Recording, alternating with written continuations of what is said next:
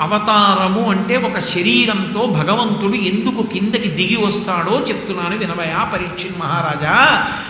కొన్నిటిని ఈశ్వరుడు రక్షించాలనుకుంటాడు. వీటిని రక్షించేటప్పుడు వస్తాడు కిందకి, ఓ రూపంతో వస్తాడు. వేటినో తెలుసా? వేద. మొట్టమొదట అన్నిటికన్నా ఆయనకి ప్రధానమేది అంటే వేదాన్ని రక్షించాలి. అందుకే వేదము ప్రమాణం. ఆ ప్రమాణమైనటువంటి వేదాన్ని రక్షించడానికి అవతార స్వీకారం చేస్తాడు. వేద విప్ర.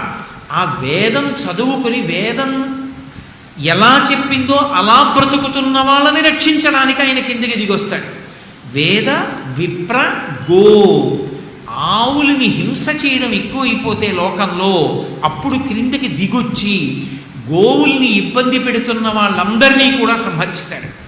కాబట్టి వేద విప్ర గో, వీటితో పాటుగా సుర, దేవతల్ని రక్షించడానికి అవతార స్వీకారం చేస్తూ ఉంటాడు.